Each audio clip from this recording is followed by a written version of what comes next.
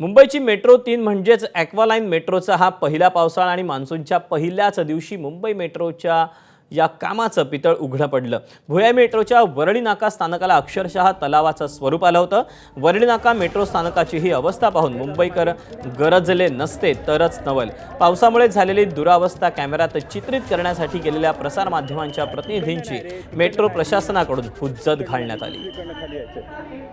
दुसरीकडे जिथे काम चालू आहे कन्स्ट्रक्शन तिकडे चालू आहे तिकडे आउटपुट चेक करा ना आचार्य आत्रे चौक।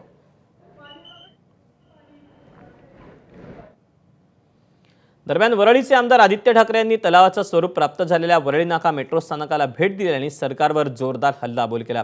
जर काम पूर्ण झालं नव्हतं तर उद्घाटनाची घाई कशासाठी केली असा सवाल आदित्य ठाकरेंनी उपस्थित केला। तर काँग्रेसच्या नेत्या आणि खासदार वर्षा गायकवाड यांनी देखील सरकारवर टीकेचे शिंतोडे उडवले।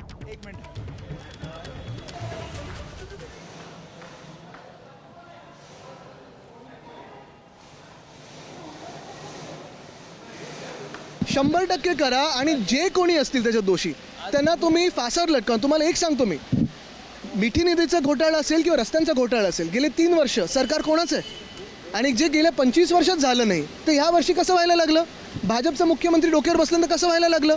म्हणजे मुंबईकरांचं कोणी असेल ना, कोणी कोणाची चौकशी करावी। माझं मत हेच आहे, जे कोणी दोषी असतील त्यांना निश्चितपणे आत टाकावं, कारण आमच्या मुंबईकरांचे हाल आम्ही सहन करणार नाही। भाजपचं सरकार आल्यानंतर हे सगळे घोटाळे व्हायला लागलेले आहेत आणि हे सगळे आपण पाहतोय मुंबईकरांचे हाल। भाजपचा महाराष्ट्र द्वेष ह्याच्यातून बाहेर येतो। अंधेरी सव्य असेल, चेंबूर असेल, शिव असेल, धारावी असेल, हिंदमाता असेल, अशा विविध ठिकाणी मुंबईमध्ये त्या ठिकाणी पाणी साचलं। मला या ठिकाणी सांगायला पाहिजे की आम्ही मान्सूनपूर्व तयारी संदर्भात विविध प्रश्न त्या ठिकाणी उपस्थित केले। रस्त्याच्या कॉन्क्रिटी संदर्भामध्ये भ्रष्टाचाराबद्दल सातत्याने आम्ही बोलत आहोत। आज ही जबाबदारी जी आहे ते मुंबई महानगरपालिकेला घ्यावीच लागेल। सातत्याने 3 वर्ष मुंबई महानगरपालिकेमध्ये कुठल्याही तऱ्हेचे लोकप्रतिनिधी नाही आहेत आणि त्यामुळे आज आयुक्त असतील, राज्य सरकार आहे, हे त्याला जबाबदार आहे, हे या ठिकाणी आम्हाला सांगावं लागेल।